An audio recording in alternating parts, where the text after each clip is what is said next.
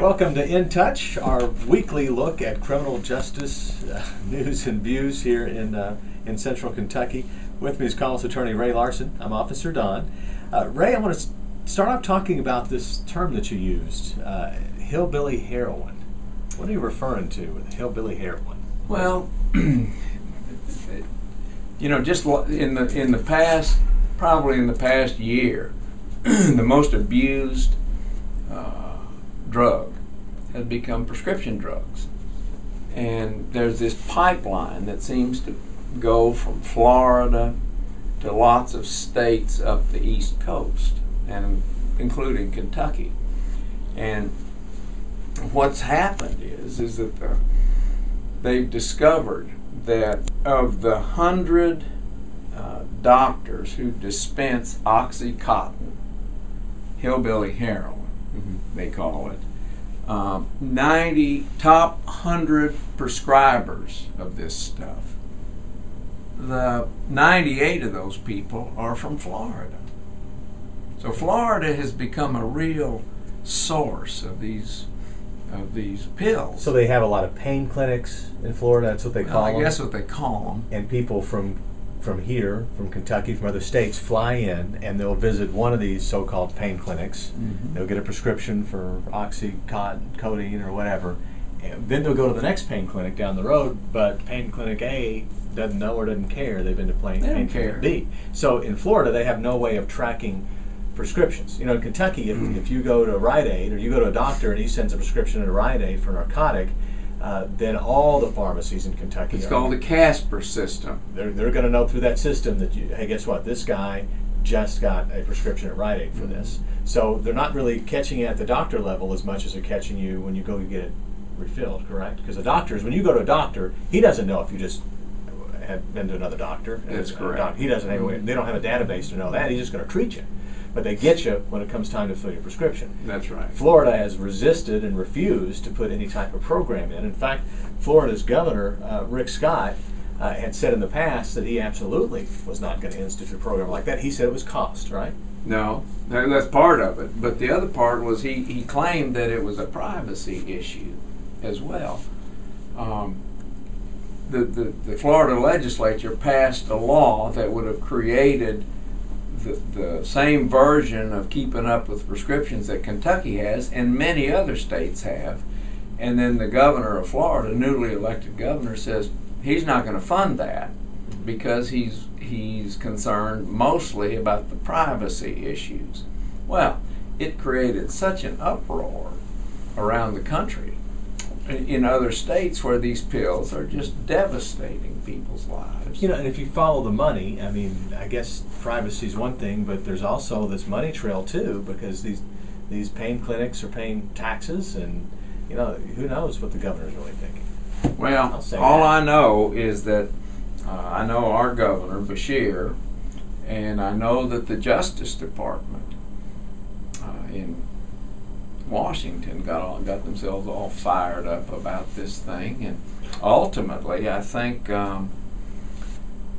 the governor sort of relented and said, okay, I'll fund this. I think it had to do with the fact of the matter is they got 98 out of 100 of the top prescribers of this hillbilly heroin, and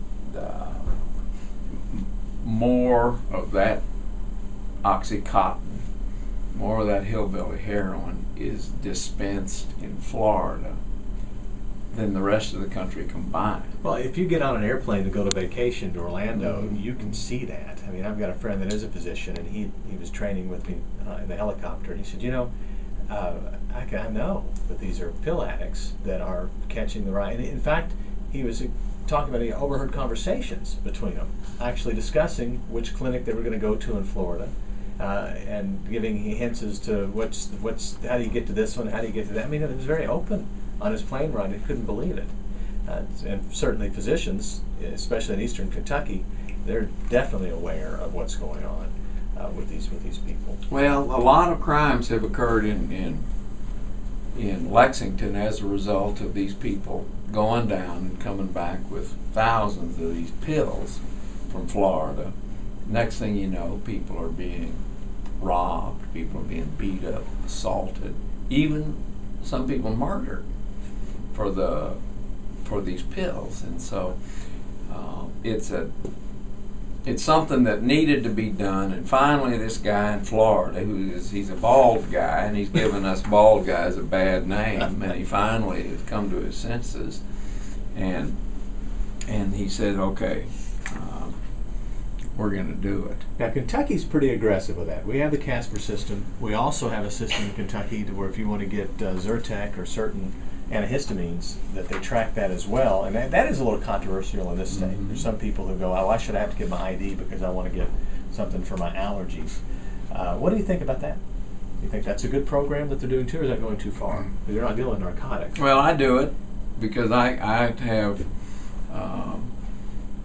have kind of allergies in the spring and in the fall, and I go and hand them my driver's license, and that's all right with me.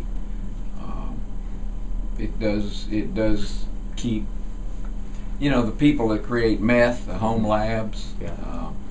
That's the ingredient that they use. That's where they get it. That's how they do it, and so as a result, I don't have a problem with it. It works. Well, and I heard one person say, well, all they're going to do is just bring it in from Mexico then. Well, that's true, but the problem with the meth labs go beyond just the user end. They're dangerous. And the attitude of law enforcement is, yeah, you're right, so someone's going to ship it in from somewhere else. But until you deal with these meth labs and understand how dangerous these things are when you come across them, you know what? Let them bring it in from Mexico. You got the explosive angle. You got the poison angle. Some of these homemade meth labs, these idiots that do this, they've got little kids in the house, and they got all of this toxic fumes and that sort of thing, and it's really kind of scary. The meth lab issue is the main issue, by the way. For we know they're going to bring it in from somewhere else, but at least if they want to make it in Mexico, then we'll deal with it when it gets here. But at least we don't have to. Oh, the cleanup. Yeah. Now that's another major expense, and the government's run out of money to clean up these labs. So at any rate, it's some good news. The guy from Florida, Rick Scott, the governor down there, has come to his senses finally. Good for him. I want to do a follow-up on the, remember we talked at one point about Tina Powell. Remember LaFonda Faye Foster and Tina Powell? Mm-hmm. Tina Powell was up for parole, and as a result, the parole board put that off for a week because they thought they might want to give her more than 24 months or 5 months to serve. Do you remember about Tina Powell? She and Faye Foster? Well, sure. Yeah, they killed 5, murdered. Here's what they did. They really murdered them. They shot every one of them at least once.